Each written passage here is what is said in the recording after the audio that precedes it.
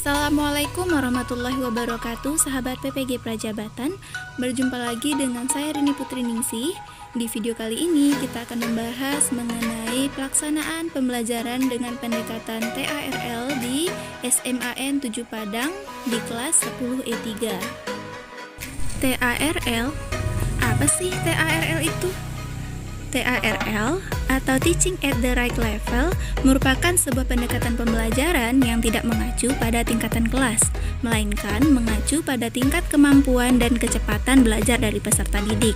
Sehingga dalam pembelajaran dengan TARL, siswa dapat dikelompokkan menjadi 3 tingkatan belajar: rendah, sedang, dan tinggi.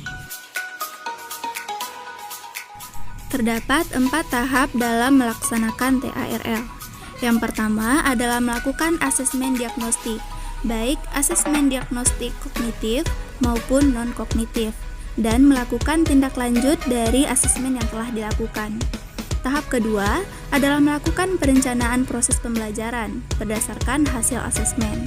Pada tahap ini dilakukan penyusunan perangkat dan asesmen yang akan digunakan dalam proses pembelajaran. Tahap ketiga adalah pelaksanaan proses pembelajaran. Pada tahap ini, peserta didik dikelompokkan berdasarkan kecepatan atau kemampuan belajarnya dari hasil asesmen yang telah dilakukan. Tahap keempat adalah memberikan bimbingan belajar yang lebih kepada peserta didik yang memiliki kecepatan belajar rendah. Nah, berikut ini adalah praktek pelaksanaan pembelajaran dengan pendekatan TARL di kelas. Let's watching. Dan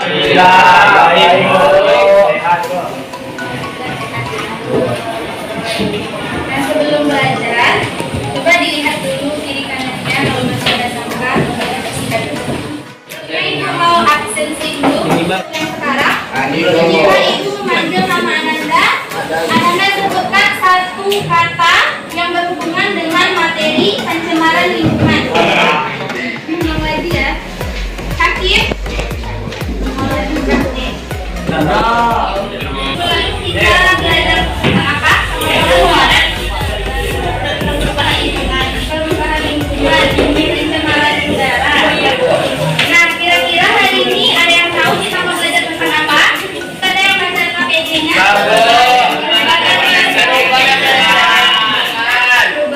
Perubahan dan pelestarian lingkungan.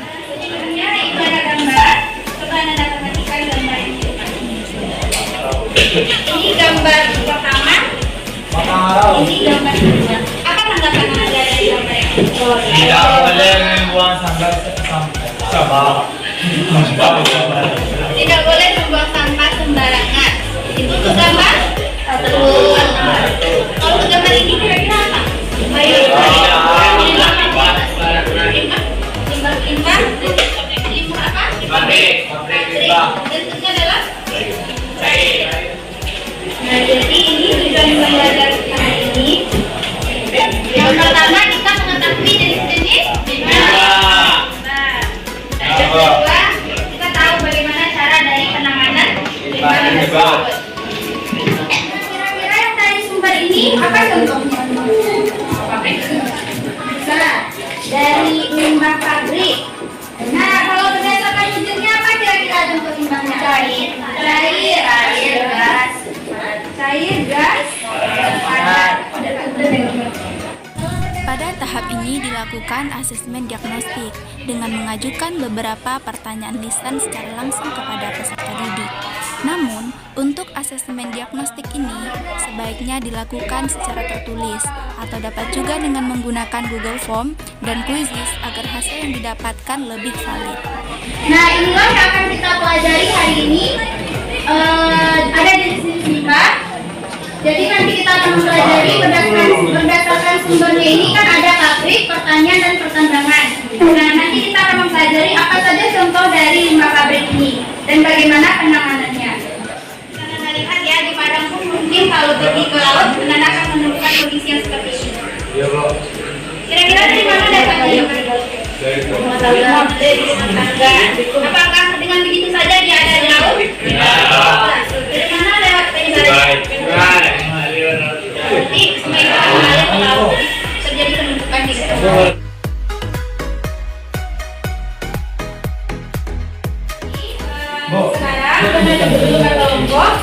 kelompok 1 di sebelah sana, kelompok 2. Kim. Oh, boleh. Rumah awam. Setelah peserta didik diorientasikan pada sebuah permasalahan, langkah selanjutnya yang dilakukan adalah mengorganisasi peserta didik untuk belajar. Pada tahap ini, peserta didik dibagi menjadi 6 kelompok yang masih bersifat heterogen, di mana di dalam satu kelompok terdiri atas 2 peserta didik yang memiliki kognitif tinggi, 2 sedang, dan 2 rendah. Berdasarkan konsep TARL, seharusnya kelompok dihomogenkan dan disesuaikan dengan kemampuan belajar masing-masing peserta didik. Tahap selanjutnya adalah membimbing peserta didik untuk melakukan penyelidikan baik secara individu maupun secara kelompok. Pada tahap ini, guru membimbing peserta didik yang menemukan kesulitan di dalam pengerjaan LKPD. Nah, bimbingan lebih diberikan kepada peserta didik yang memiliki kemampuan belajar rendah. Berdasarkan konsep TARL, sebaiknya LKPD yang diberikan kepada peserta didik juga divariasikan, baik untuk peserta didik dengan level kognitif sedang, tinggi, dan rendah. Yang pertama, tercemarnya air. Ketika kita membuang sampah, air akan berubah warna dan menjadi bau. Yang kedua, timbulnya sumber penyakit. Dari pencemaran limbah tersebut dapat menimbulkan sumber penyakit dan berdampak buruk bagi manusia.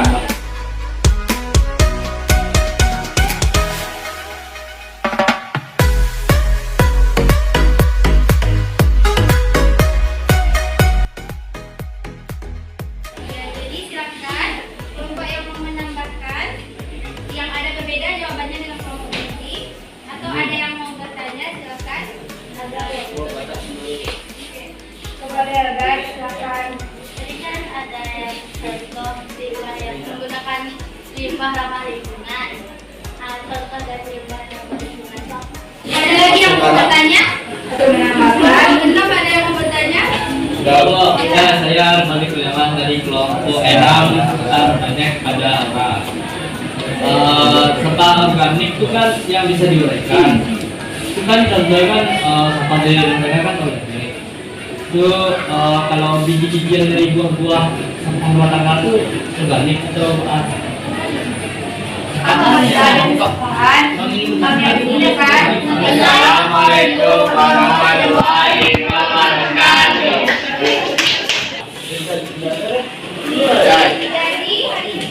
Dari video yang telah Anda tonton dan LKPD yang sedang Anda kerjakan, siapa yang bisa menjelaskan apa itu limbah? Limbah adalah zat sisa yang dihasilkan dari suatu proses produksi baik industri maupun domestik atau rumah tangga yang kehadirannya pada suatu saat dan tempat tertentu tidak dikehendaki lingkungan tertentu. Dari pembelajaran hari ini adalah jenis-jenis limbah. Jenis-jenis limbah terbagi menjadi 3. Yang pertama sumbernya. Sumbernya itu terdiri dari sumber pabrik, pertanian, pertambangan. Yang kedua wujudnya dari pembelajaran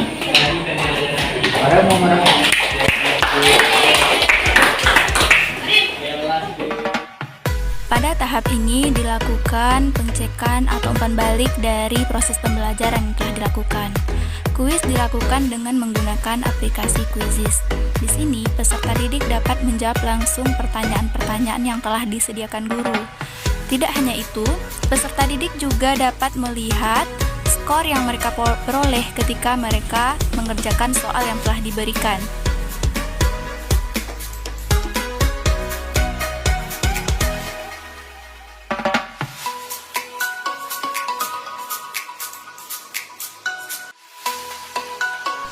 Tahap terakhir adalah kegiatan refleksi. Refleksi merupakan suatu hal yang sangat penting dilakukan oleh guru setelah melakukan sebuah proses pembelajaran. Dengan refleksi, guru dapat mengetahui kelebihan dan kelemahan dari proses pembelajaran yang telah dilakukan. Nah, berikut ini beberapa contoh hasil dari refleksi yang telah dilakukan.